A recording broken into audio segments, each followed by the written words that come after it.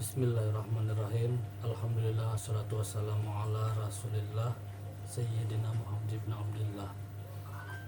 Wa qala Allah ta'ala fil Qur'anil Karim, a'udzu billahi minasyaitonir rajim. Laqad ja'akum rasulun min anfusikum azizun 'alaihi ma 'anittum harisun 'alaikum bil mu'minina raufur rahim.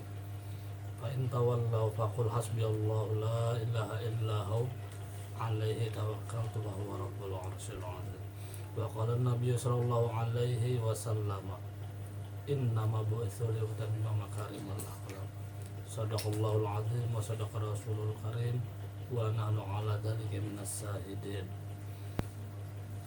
Pada kali ini kita akan membahas kuliah mengenai ramalan kedatangan Nabi akhir zaman.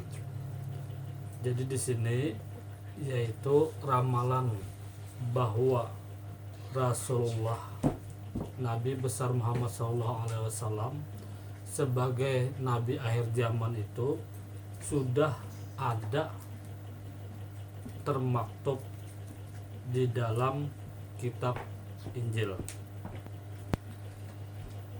bahwa di dalam kitab Injil yang dipercayai orang-orang Nasrani atau umatnya Nabi Isa alaihissalam, di situ sudah menunjukkan akan kedatangan Nabi Muhammad SAW sebagai Nabi akhir zaman, juga menunjukkan kebenaran Islam bagi orang-orang yang percaya kepada kitab Injil. Di dalam kitab Ulangan ayat 18, Nabi Musa alaihissalam berkata bahwa Allah telah berfirman kepadanya yang bunyinya, aku akan membangkitkan bagi mereka itu seorang nabi di antara segala saudaranya yang seperti engkau. Aku juga akan memberikan firmanku ke dalam mulutnya, dan ia akan mengatakan kepada mereka semua yang aku perintahkan kepadanya. Orang yang tidak mendengarkan segala firman yang akan diucapkan Nabi itu demi namaku, daripadanya akan kutuntut pertanggungjawaban. Nah, itu adalah terdapat di dalam kitab Ulangan ayat 18-19. Maka kita dapat menarik kesimpulan dari ayat tersebut bahwa menurut ramalan ini, Nabi akhir zaman yang diceritakan itu adalah seseorang yang memiliki 3 karakter. Jadi Nabi akhir zaman, Nabi penutup itu memiliki 3 karakter. Saya ulang sekali lagi, 3 karakter dimaksud ini ada di ayat di dalam kitab Ulangan ayat 18. Saya ulang sekali lagi. Jadi ada 3 karakter, temukan 3 karakternya ya. Nah, di dalam kitab Ulangan ayat 18, Nabi Musa alaihissalam berkata bahwa Allah telah berfirman kepadanya, aku akan membangkitkan bagi mereka itu seorang nabi di antara segala saudaranya seperti engkau. Pertama, aku juga akan memberikan firmanku ke dalam mulutnya, dan ia akan mengatakan kepada semua orang yang aku perintahkan kepadanya. Yang kedua. Yang ketiga, bahwa orang yang tidak mendengarkan segala firman yang akan diucapkan Nabi itu demi namaku, daripadanya akan kutuntut pertanggungjawaban. Jadi ada 3 ramalan karakter Nabi akhir zaman ini. Dia pertama tadi bahwa Nabi akhir zaman menurut kitab Ulangan ayat 18 sampai 19 tadi, yang pertama karakter Nabi itu adalah seorang nabi seperti Nabi Musa alaihissalam. Yang kedua, bahwa Nabi itu dari saudaranya bangsa Israel. Jadi saya ulang, bahwa Nabi itu dari saudaranya bangsa Israel. Ya, seperti ayat tadi, aku akan membangkitkan bagi mereka itu seorang nabi di antara segala saudaranya yang seperti engkau. Jadi pertama, bahwa Nabi itu seperti Nabi Musa alaihissalam. Yang kedua, bahwa Nabi itu berasal dari saudaranya bangsa Israel.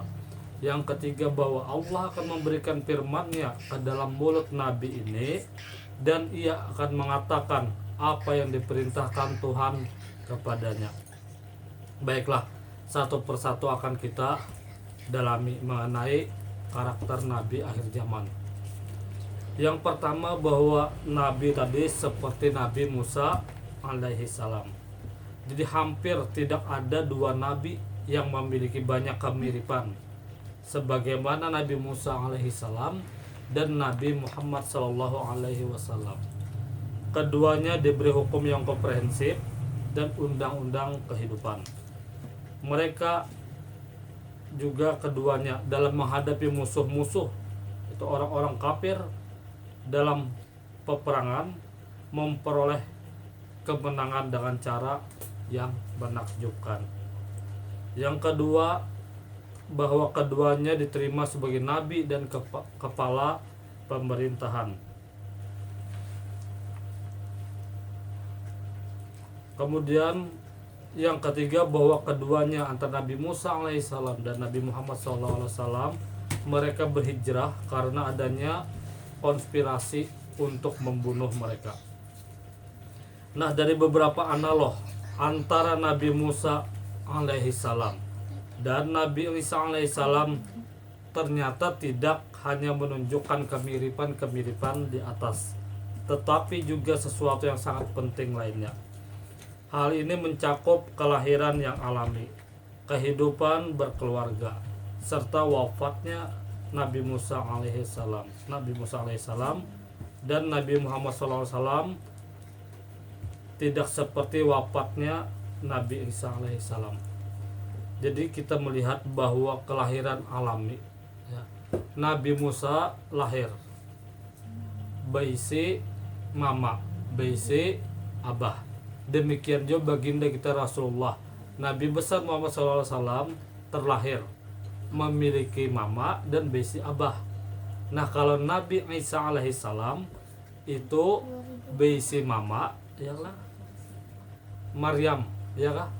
Nah, tapi kada baisi abah, itu Nabi Isa.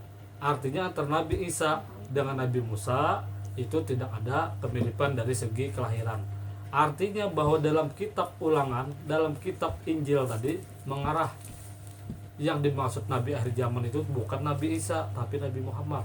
Kenapa? Kelahiran antar Nabi Musa, ya kan? Kan begitu kan tadi, bahwa seorang nabi akhir zaman itu sama seperti Nabi Musa. Artinya Nabi Musa terlahir ada mama, ada abah. Nabi Muhammad terlahir ada mama, ada abah. Nabi Isa terlahir ada mama, ya kan? Abahnya kan ada. Mau perawan suci kan pernah disentuh. Artinya yang sama dengan Nabi Musa adalah Nabi Muhammad. Dia bukan mengarah kepada Nabi Isa. Nah, itu di dalam kitab Injil itu sendiri. Kemudian dari kehidupan berkeluarga, Nabi Musa BC istri, BC anak. Nabi Muhammad BC istri, BC anak. Nabi Isa alaihissalam, Nabi Isa belum sempat menikah, jadi tidak pernah BC istri. Jadi Nabi Isa itu dalam keadaan bujangan. Jadi bukan mengarahkan dalam kitab Injil sendiri bahwa itu mengarah kepada Nabi Muhammad, Nabi akhir zaman itu. Kemudian proses wafatnya, ya, Nabi Musa wafat juga dalam keadaan setelah sakit, wafat alami, ya kan? Nabi Muhammad wafatnya seperti itu juga, wafatnya dalam keadaan sakit, habis itu wafat alami juga. Kalau Nabi Isa alaihissalam wafatnya bukan seperti itu, Nabi Isa diangkat, ya kan? Waktu anak disalib, lalu ada yang diserupakan ke Nabi Isa, murid Nabi Isa juga, Yudas Iskariot itu diangkat, ya. Nabi Isa diangkat, jadi yang terkena salib adalah murid Nabi Isa yang berkhianat. Jadi Nabi Isa bukan dalam keadaan wafat itu dalam keadaan sakit atau alami, beda lagi, ya lah. Jadi artinya Nabi Musa itu sama dengan Nabi Muhammad, bukan seperti Nabi Isa. Nah, jadi ramalan Nabi akhir zaman sudah mengarah terus nih ke Nabi Muhammad SAW. Bahkan di sini Nabi Isa dianggap oleh umatnya sebagai anak Tuhan, ya kan? Tuhan anak kan, bukan sebagai Rasulullah. Nah, kalau Nabi Musa itu dianggap sebagai Rasulullah, Nabi dan Rasul. Nabi Muhammad sebagai Nabi dan Rasul. Kalau Nabi Isa dianggap sebagai anak Tuhan. Jadi kan kedua arah juga. Jadi jelas bahwa di sini semua ramalan yang di dalam kitab Injil, di dalam surah atau di kitab Ulangan 18 tadi itu mengarah kepada Nabi Muhammad SAW, bukan kepada Nabi Isa. Jadi bahwa Nabi akhir zaman itu adalah baginda kita Rasulullah, Nabi besar Muhammad SAW, bukan Nabi Isa alaihissalam.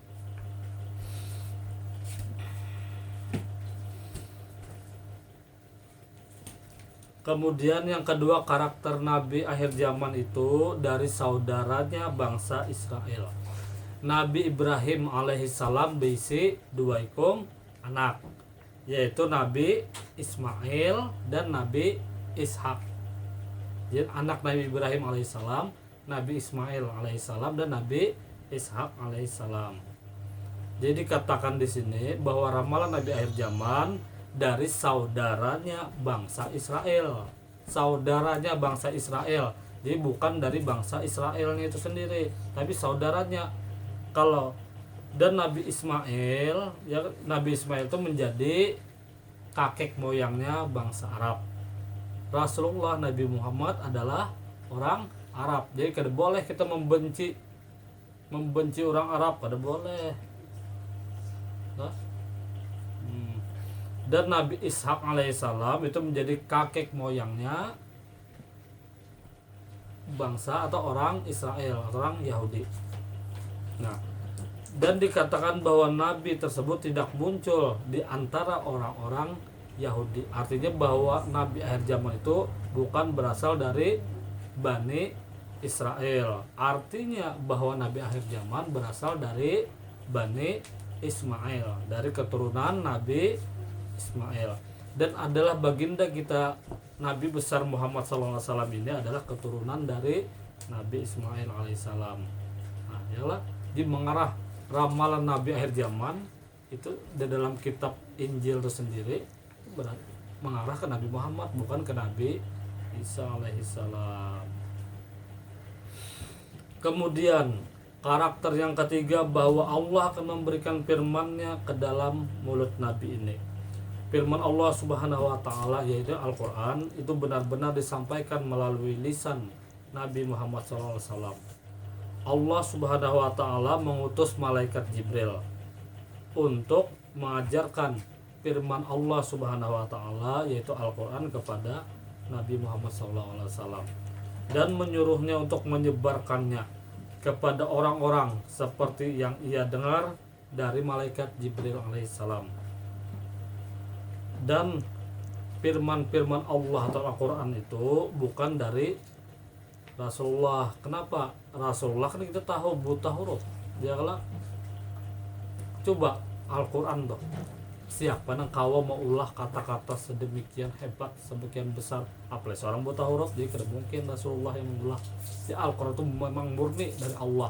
Dan hebatnya Al-Quran itu sesuai dengan fitrah, sesuai akal manusia, kemudian terpelihara keasliannya, ya beda dan kitab-kitab lainnya. Coba bayangkan lah, bayangkan amun kita nih hakon berpikir ya lah, innama yatadzakkaru ulul albab, hakon berpikir, coba pikir akan bujur-bujur kayak itu. Nah, Al-Quran tuh nah bahasanya bahasa apa? Bahasa Arab pada Arabian, bahasa Arab. Kalau kitab lain itu disesuaikan sesuai dengan negaranya. Ada yang dijadikan bahasa Inggris, bahasa Indonesia, bahasa Urdu, bahasa Mandarin, itu kitab lain. Al-Quran kemana aja tetap pakai bahasa Arab. Namun hebatnya Al-Quran dah, berapa banyak hafiz, berapa banyak orang yang hafal. Ayo kakak-kakak ngajak di TV kita melihat ya, kalau audisi tahfiz Indonesia kakak-kakak hafal Al-Quran. kita hakon berpikir, nah coba pikirkan kitab lain adalah, misal mohon maaf, Injil adalah pendeta atau pastor yang hafal seberatan kitab Injil atau kitab agama lain, ada yang hafal lah, ada. Al-Quran banyak yang hafal, itulah hebatnya Al-Quran. Padahal yang menghafal orang Inggris, kakanakan Inggris, ini bisa bahasa Inggris, nah dihafalinya Al-Quran dalam bahasa Arab, hafal. Orang Indonesia, kakanakan Indonesia, bahasa sehari-hari bahasa Indonesia, tapi hafal Al-Quran 30 juz, itu lebih kelebihan Al-Quran. Makanya Al-Quran itu terpelihara keasliannya karena banyak yang hafal. Sebutin huruf aja, ya kalau terubah ketahuan karena hafal banyak. Bayangkan kita pelayan namun kita hakon berpikir dah, ya lah hakon berpikir, ini bukan hakon berpikir kali ya sudah ya kalau dipikirkan bujur-bujur, nangka itu tenang berfaedah. Ini jangan memikirkan kada bujur-bujur ya kalau tahi kambing tuh bulat-bulat siapa yang menggiling nang itu dipikirkan, pikirkan ada begini aja. Nah Al-Quran dah bahasa Arab, orang negara lain kan kada pakai bahasa Arab banyak hafal. Tupang kelebihan Al-Quran kita hakon berpikir. Jadi jelas bahwa Al-Quran ini bukan dari pikiran-pikiran atau karangan Nabi besar Muhammad SAW. Terpelihara keasliannya mulai Al-Quran itu diturunkan sampai hari kiamat kenaan. Dan pada masa hidup Rasulullah selalu di bawah pengawasannya. Maksudnya di bawah pengawasan malaikat Jibril. Artinya bahwa Rasulullah Nabi Muhammad itu bisi guru. Kayak itu tuh. Artinya kita dalam hidup ini harus bisi guru, bisi murabbi, mursid. Apabila orang yang kada ada bisi guru, maka setan gurunya. Pamalam seho pas setan sehallahu. Makanya harus kita ini bisi guru. Nabi Muhammad bisi guru juga malaikat Jibril alaihissalam. Walaupun malaikat Jibril loh kada kawa bertamu Allah, Nabi Muhammad kawa ya lah Isra Mi'raj segala. Sidratul hendak ke Sidratul Muntaha deh. Allah Rasulullah hendak berhadap Allah, dia malaikat Jibril, ya Rasulullah ulun cukup sampai di sini aja, pian silahkan mengantarkan ialah berdapat langsung lawan Allah. Ya Rasulullah kita ini sama-sama, ya Jibril, jadi kita sama-sama menghadap Allahnya. Kan itu Rasulullah. Ada kita lihat nyaman hendak sama-sama, sakit ditinggalkan kawan, iyalah sakit kawan ditinggalkan waktu hendak nyaman sama-sama. Kayak itu juga tuh. Amun kita nih berduit, sugih, sukses, pernah tetatai mandak sandal bakula di sandal ya. Coba amun sakit bah, kada heran nih orang. Nah, ini Rasulullah deh setianya lawan malaikat Jibril. Malaikat Jibril kan gurunya Rasulullah. Cuma malaikat Jibril kada kau dapat Allah. Makanya Rasulullah kita sama-sama aja malaikat Jibril ya Rasulullah. Ulun sampai di sini aja ya. Majil Haram, Majil Aqsa, terus langit 7 ya lah, Sidratul hendak ke Sidratul Muntaha, tinggal berdapat Allah. Kada kau aja malaikat Jibril. Amun ulun ya Rasulullah nah, ulun lanjutakan terus ya lah tabakar ulun mohon. Rasulullah jangan kawa berhadap Allah. Tata. Makanya nih benda lakian adalah sama aja bibinian gitu juga masuk WC betutup kepala lakian betutup kepala ya lah bukopiah bagus itu bagus. Cuma amun di kopiah itu ada terompah, gambar terompah Nabi, terompah lah. Terompah tuh sandal Nabi Muhammad, jangan dibawa ke dalam WC. Kenapa? Pernah lah terdengar lah waktu Rasulullah madhab Allah ya Rasulullah ya lah liknal lapas dari kepada dia Rasulullah Nabi Muhammad itu menghadap Allah itu lawan sandal. Maka sandal apa yang ada di diri Rasulullah itu mulia sampai sandal gitu. Sandal Rasulullah andakan dibatis mulia. Makanya kita kada ada segan-segan maandak bakas pajajakan Rasulullah ke kepala. Karena apa? Sandal Rasulullah itu mulia. Maha pernah dibawa menghadap Allah langsung. Ya kan? Nah, ini kopiah nih. Nah. Nih apa ini? Ini sandal Rasulullah. sandal terompah Nabi Muhammad kita anda ke kepala Bapak, karena sandal Nabi Muhammad itu pernah menghadap Allah, kan pernah disuruh lepas itlek ya Rasulullah dal gua gak ada. Itu hebatnya sandal Rasulullah. Jadi amun ke WC ke toilet jangan dipakai kopiah yang ada gambar terompah yang kayak ini lah. Nah itu. Kemudian ingat bahwa Allah telah berfirman di dalam ramalan kitab Ulangan tadi. Ya kalau terakhir apa aja Allah? Orang yang tidak mendengarkan segala firmanku yang akan diucapkan Nabi demi namaku, daripadanya akan kutuntut pertanggungjawaban. Artinya apa? Bahwa siapapun harusnya yang percaya dengan kitab-kitab sebelum Al-Quran, kitab Taurat, kitab Zabur, kitab Injil, maka dia harus percaya dengan kitab Al-Quran. Apabila kita percaya, dituntut oleh Allah Subhanahu wa Ta'ala. Jadi ini dulu apa yang bisa disampaikan mengenai ramalan Nabi akhir zaman.